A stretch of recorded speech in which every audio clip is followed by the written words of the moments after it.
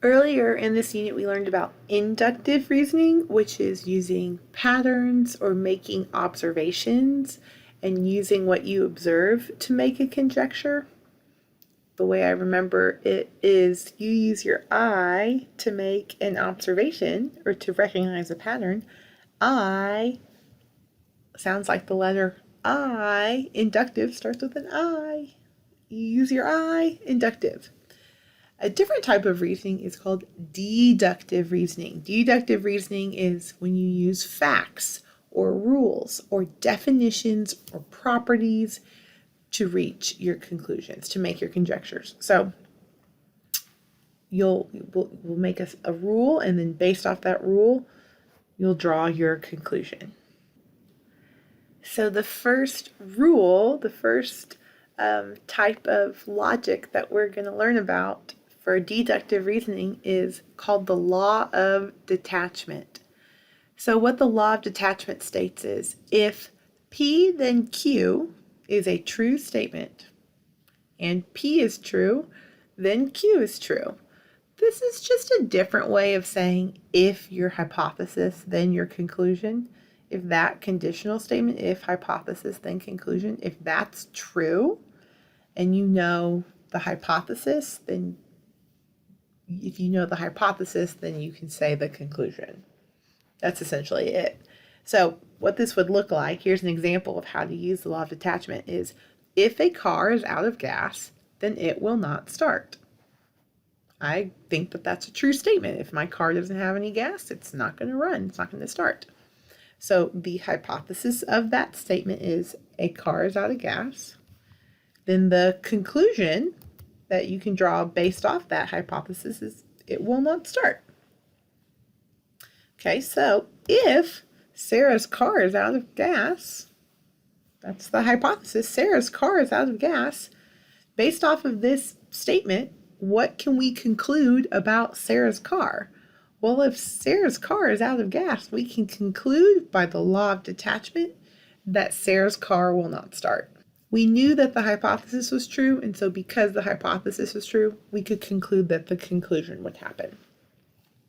A way that we could not use the law of detachment, if I said, if a car is out of gas, then it will not start. And I said, oh, Sarah's car won't start. We can't conclude that it's because her car is out of gas. Sarah's car could not be starting for a variety of reasons. Maybe her battery is dead.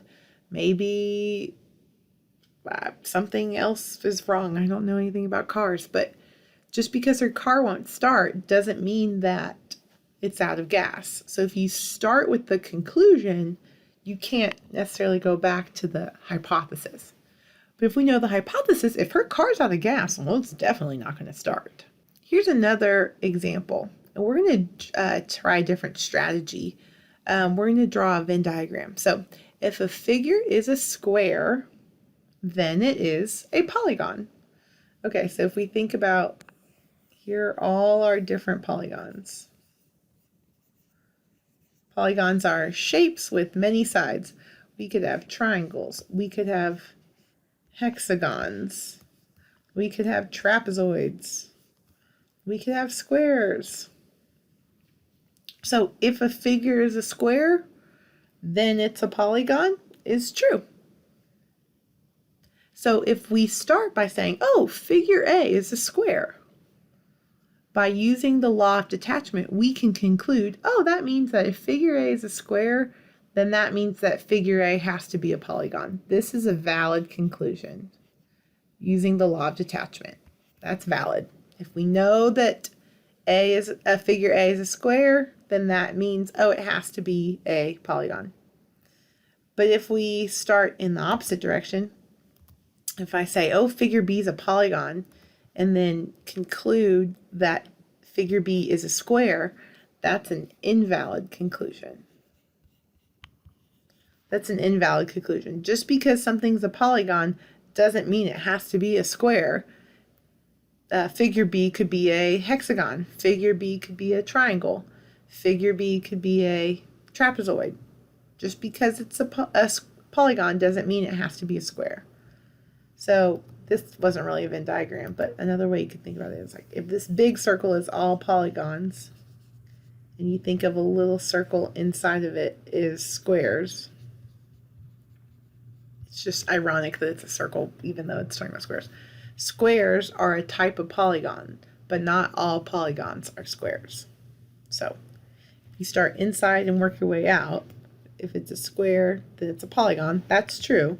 But just because it's a polygon doesn't mean that it has to be a square. That's an invalid conclusion. That's not using the law of detachment.